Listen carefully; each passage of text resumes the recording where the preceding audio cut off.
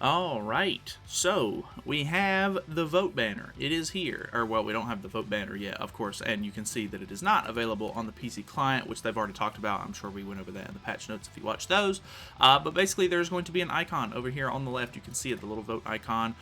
You will have to do this on your phone, unfortunately, so you have to do it not on the PC client. You can do it if you're on BlueStacks though, because it basically, I think the whole problem with it on the PC client is it just opens up like a little web browser page over the top of it, and maybe that's just not supported yet for some reason in the PC version, which is weird because it's been out for like 2 years at this point. So you'd think they'd be working on that because it's really nice to be able to do everything in one client.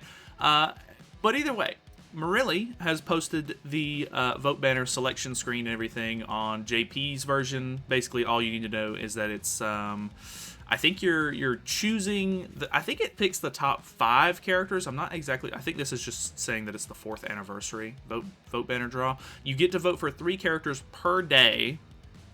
Obviously, the most relevant, newest character that is on here is the one Ultimate Escanor, which I think is going to be pretty much a shoe-in. I would imagine most people are going to end up voting for him regardless, so I don't really see... I mean, obviously, if you want him in the banner and everything, do vote for him, because, I mean, if everybody skips voting for him thinking that he's going to be a shoe-in, then he... I guess there's potential he doesn't show up in the banner, but I wanted to vote for some or like some other festival units that I actually need, just personally, so that way hopefully they can get in and people can get a little bit more use out of the banner. Unfortunately, they have changed it to where you cannot vote for unfeatured characters, which I have no idea why they thought that was a good idea. It's going to look even worse if, of course, they do the normal shenanigans that they do and they end up just putting a whole bunch of coin shop characters and stuff in. Like, this is the 4th anniversary banner. If this, of all banners, doesn't have good unfeatured, then what are you doing? So... either way, I guess we don't have control over it this year. We only get to choose the festival characters that get put on the banner. If I'm not mistaken, it's 5 festivals total that get added, so even though you get 3 votes, it's going to go towards the 5 most voted festival characters throughout all 3 communities. It's JP, KR, and Global. So, I didn't vote for Escanor, but obviously if you need Escanor and everything like that, you should vote for him if you don't really care for a whole lot of these other characters in general. I personally voted for Infinity Merlin right here, closer to the top. I voted for Margaret because I only have a 2/6 Margaret, and I think that she's very nice to have 6/6. Obviously, she is also in the new Starter Dash Gacha. If you're not aware, they got rid of the old school free banner where you could choose between Escanor Liz, or Escanor and Goddess Liz, and then it was Halloween Gother and Festival Zeldris, and then Berserk Meliodas or Assault Mode Meliodas and Lolly Merlin. They have since changed it. They got rid of that one. There's a new one going into effect as of the next update for us on Global. They already have it on JP where you can choose between the one Escanor and New Wings King, which is funny because he's terrible. And then it's it's not Festival Gother. It's Halloween Gother and Purgatory Bond on the second one, and then Merlin, the same Lolly Merlin or Margaret on the last banner, or on the last mileage part as well. So you can technically get a free copy of Margaret, so I would understand why people might not want to vote for Margaret here. I just voted for her because I need multiple copies of her if possible.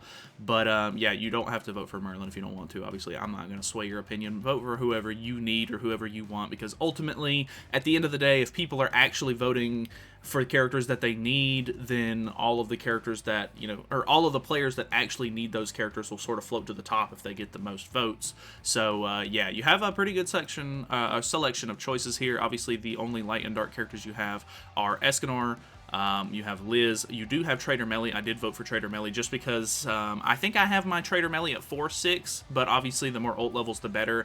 And I just genuinely think that every character, like every player, needs a copy of this character. He's so good. Like, I know a lot of people like Purgatory Melly because of his PvP potential right now, but genuinely, Trader Meliodas is so good for PvE stuff. I use him. There's like an off-brand sort of team that you can use in Nidhogg with him. I don't necessarily use it much, but it works and it's actually pretty good. I use him in a lot of the other demonic beast battles.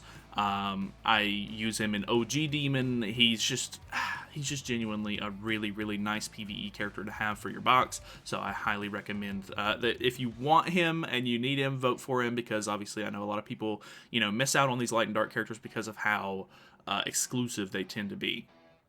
But the other characters on here are Festival Deanne, Festival Zeldris, we have Chad King, Festival Gother, Purgatory Bon, Cusack, Lolly Merlin, Berserk Meliodas. It looks like just basically all of the Festival characters up to this point that aren't the just 2 newest ones. I don't think they're missing any Festival characters in here, besides, of course, Purgatory Meliodas is not on here, Mael is not on here. I think they're just too new at this point. A lot of people were like, oh my god, why isn't Purgatory Meliodas going to be on the banner?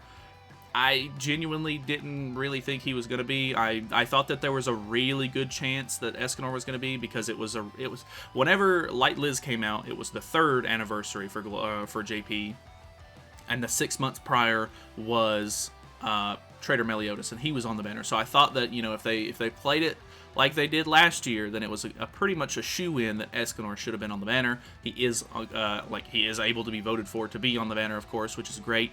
But I don't know. I mean, I didn't really expect Purgatory Meliodas to come out, because, I mean, I understand he's like 1 month later than Escanor. Like, it was pretty much back to back. But at the same time, I just really didn't expect it. I don't know what you guys were expecting, but it is what it is to me. So either way, that's pretty much the gist of the banner. Like I said, you can only vote on mobile.